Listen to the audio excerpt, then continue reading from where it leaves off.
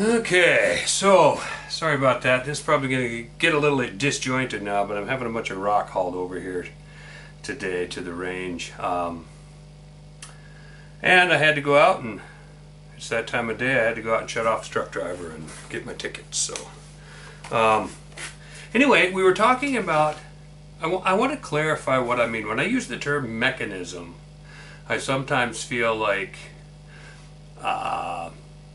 I'm not clear on what I mean by a mechanism, a force.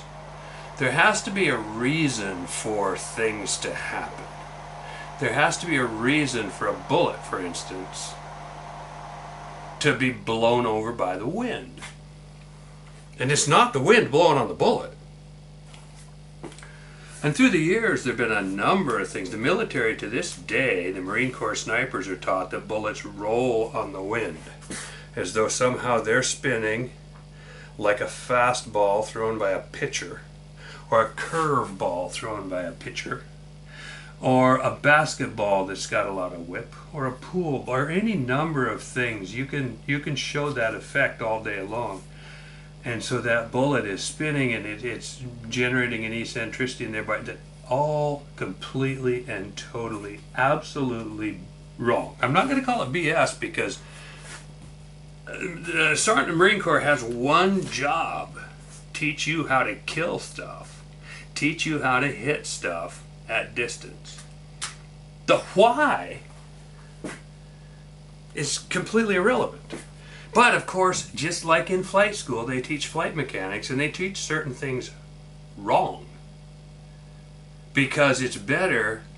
I had a Jewish guy tell me one time, how many of our kids do you see, because we're talking about ethics and things that we do, the difference between me as a Christian and him. He said, how many Jews do you see in the pen? How many Jews do you see in jail? How many kids, how many Hebrew kids? I said, very, very few. And he said, well, we learn quickly that it's better to teach a kid to do the right thing for the wrong reasons than it is to teach him to have him doing the wrong thing for the right reasons. If the right reasons are questioning your reality and pushing the boundaries. And so there's a place in there where freedom is, the freedom to think is also the freedom to really, really, really, really mess yourself up. And so when the gunny is teaching a kid how to hit something, he gives him some rules and said, this is what you do. They don't have to be right. I got just far enough in math to quit when the guy said, everything that you've learned in math, all the rules that you've learned, now you got to throw them out the window and start over. They're all wrong. And in math, that has to happen a few times. And you have to, and it's about changing perspectives, changing worldviews, different ways of using it. It's all real, but you have to, there's years and years of learning to get to the point where you can now turn around and look at things from a different way. We're not going to do that. We're not going to try to prove this with math. We're not going to put it into we're going to put it into terms like a fish going through the water. Because what we're concerned with is what works.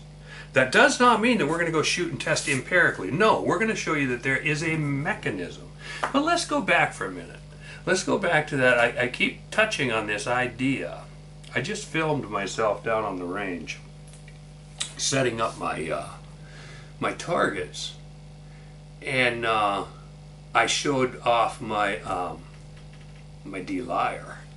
I showed off my rack where I set up a Ayler acoustic target, and I can shoot through a number of targets to prove that the group you get at 40 yards is the same as the group you get at 100 yards, is the same as the group you get at 200, 300, 400, 500. That bullets don't go to sleep and somehow magically tighten up, because it would have to be magic. They're dispersing, and all of a sudden there's a mechanism that jumps in and causes them to start coming back together. Well, the mechanism is called going to sleep, and it's a hot button of mine. Some dude is spinning a wheel on a shaft, and it goes brrrr, and all of a sudden it goes down. Or some dude is watching a football go and hew to center. All of this stuff is just redneck observance. It's not even anecdotal evidence. It's just poorly understood observance of what's going on around us. So, in the end, unless there is a mechanism, if these bullets are dispersing, and all of a sudden they hit the walls of a pipe, they'll boom and they'll bounce, and maybe they would come back together. Maybe they would continue to hit that pipe. In reality, they'd go across, hit the other side of the pipe. But unless they're in a pipe, there's no mechanism to make them turn back in and shoot tighter at 600 yards than they do at 200. By the same token, I just did a scope lapping tutorial. I didn't get a chance to show the Kokopelli scope ring checking bars in action because they had the wrong size. All these new stupid scopes, I got 38s and 40s and 34s, and I have lapping stuff for all of them, especially now that I can make it on a lathe. But I only have measuring bars for 1 inch and 30 millimeter, and I've got a set of 34s that are loaned out. But again, one of the things I did in this tutorial was I tightened my screws down using lanolin as a lubricant, not Loctite. A lot of people are going to freak out about that.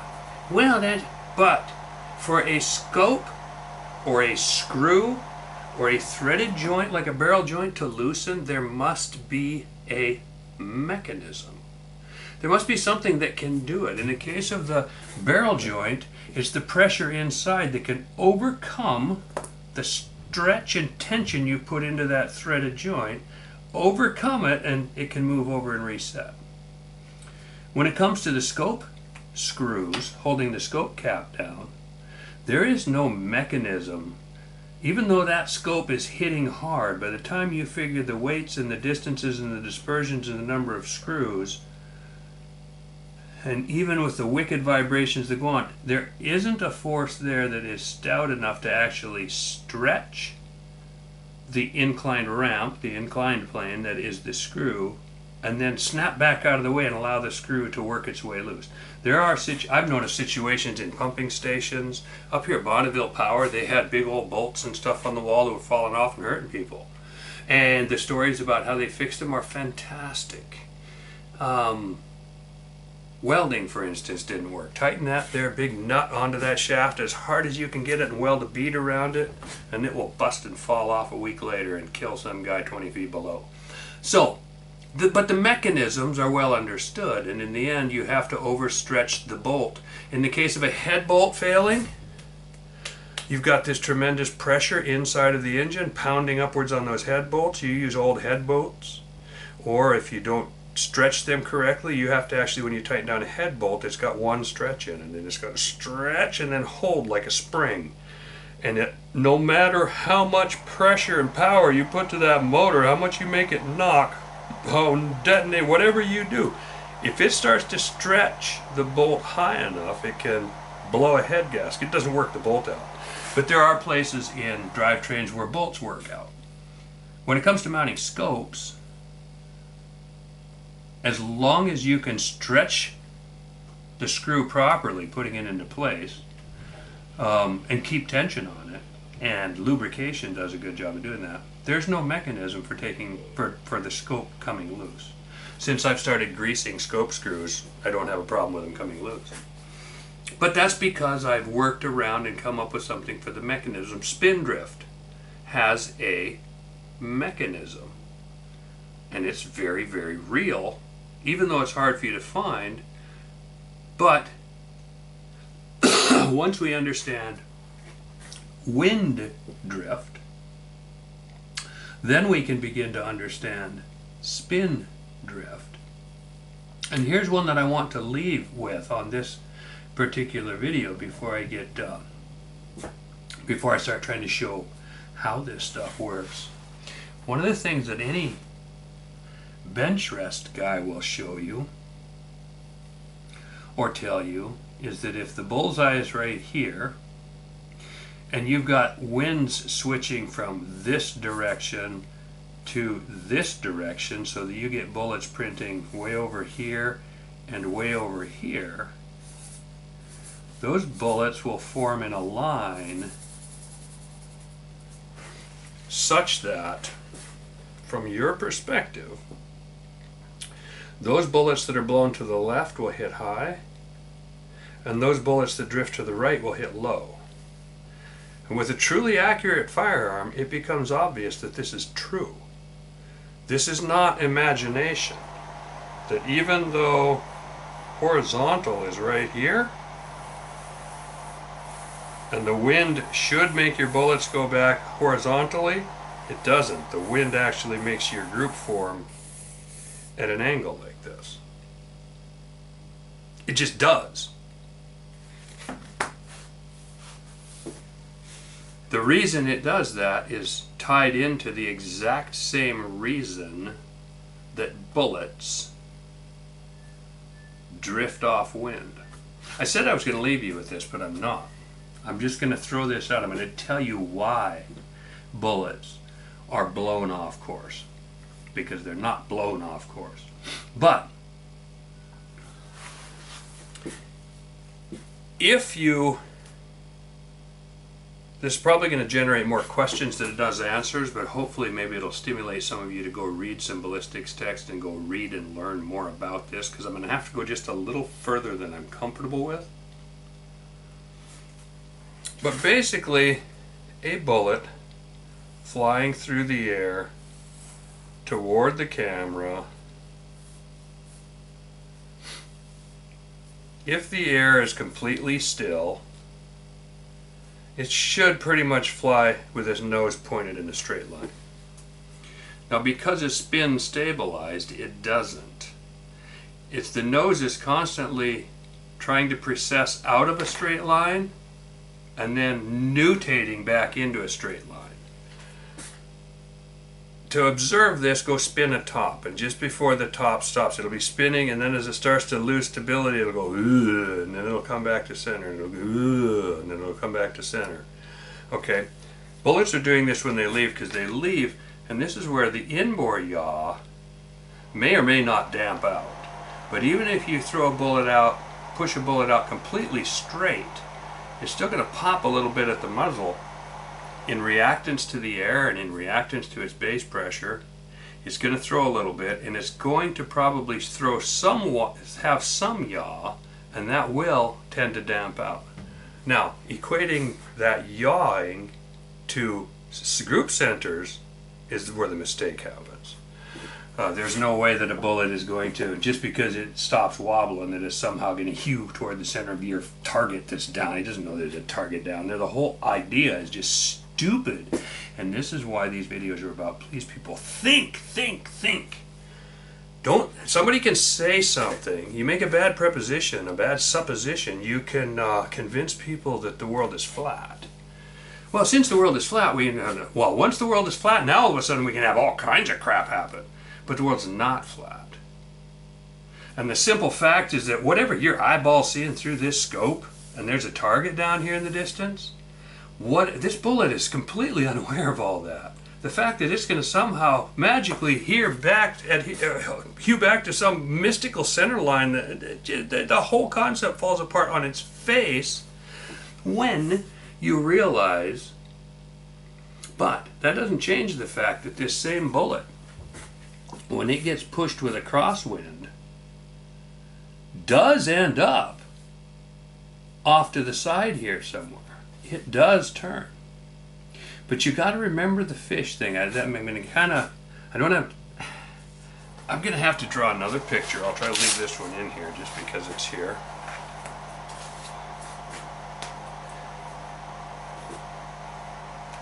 Man, it might be easier to do this like this. Here's a bullet coming straight toward the camera. Now all of a sudden a wind comes from this side. Let's just say there's been a wind on it the whole time. It's flying for a full second through the air. There's a wind on. When it comes out into the air, it's going very fast, like over 2,000 miles per hour.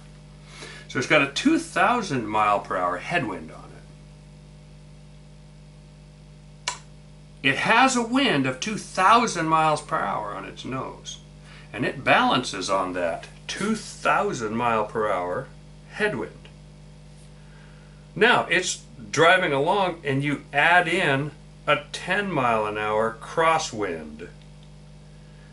And so it feels that and it turns slightly. The crosswind comes it turns slightly because here's where the think comes in.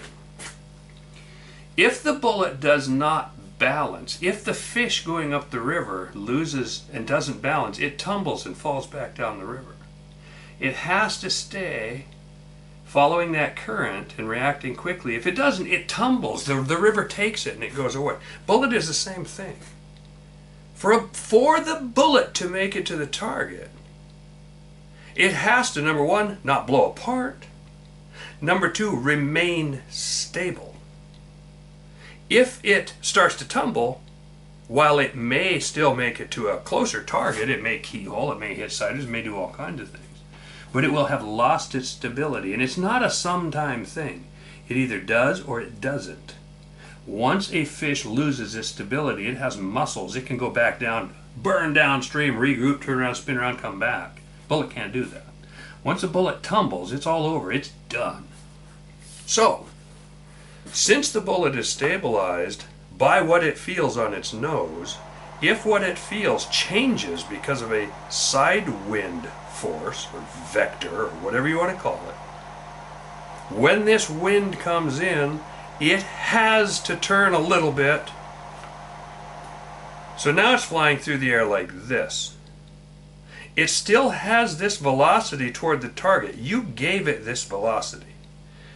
Now it's flying toward the target, but you've made it sit like this because it's got a little thing like this.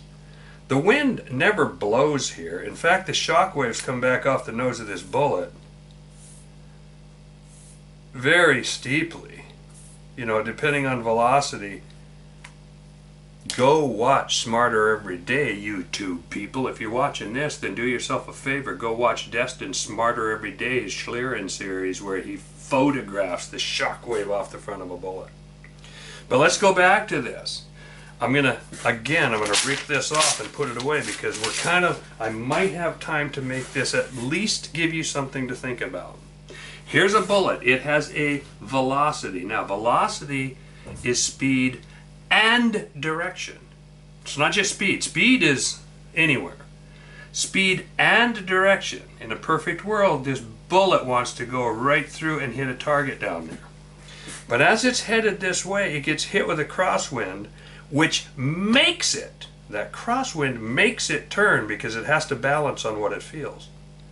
Now, it can't fly that direction because there's no mechanism. There's nothing to push it that way. It's still flying this way, but now it's flying cocked over. If you were an airplane flying cocked over and it's starting to drift, you add some power and you correct. An airplane, ramp up the throttle, correct your trajectory, and your ground track stays the same. Fish, same thing. Bullet can't do that. So it's flying like this. Now remember, we have to step back to accelerations for a minute. This bullet was accelerated from 0 up to 2,000 miles per hour in the gun, which produces recoil and some accelerations at the gun.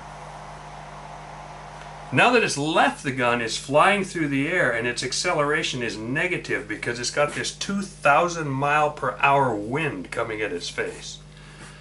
So it's going 2,000 miles per hour, but it's pounding into that wind.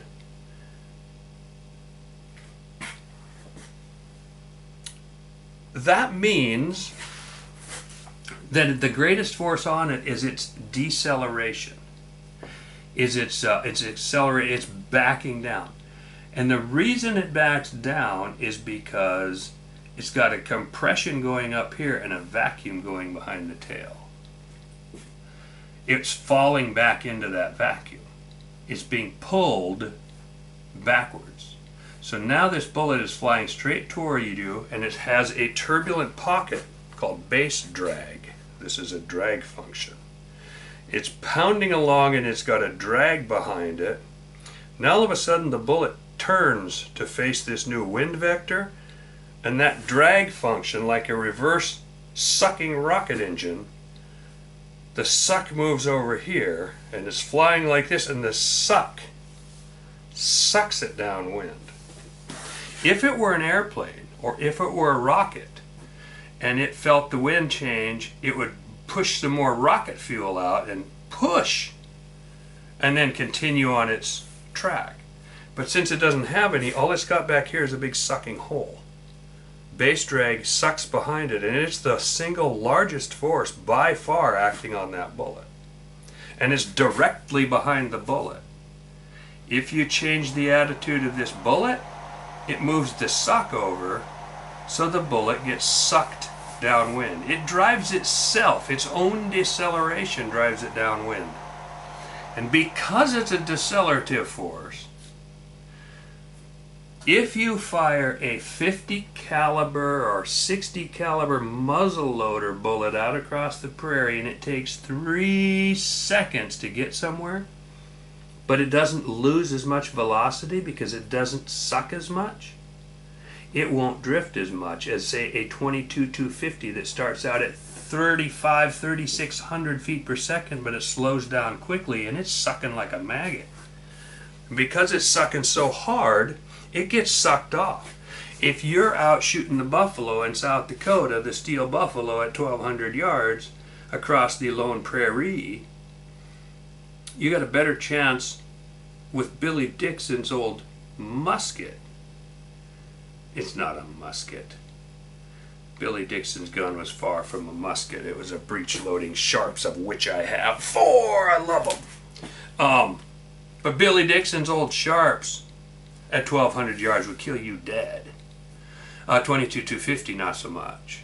You'd be out there in the prairie wind, you'd have a hard time hitting a buffalo with a 22-250, even though it's going 4,000 feet per second, and the old prairie musket's only going 12 or 1,400 feet per second. It's not about time in the air. It's not about wind blowing on it. There's a term for this that they sometimes call lag time, which is the difference between initial velocity and final velocity. But just to keep it simple, the wind causes the bullet to adjust so that it can stay stable, balancing like a top.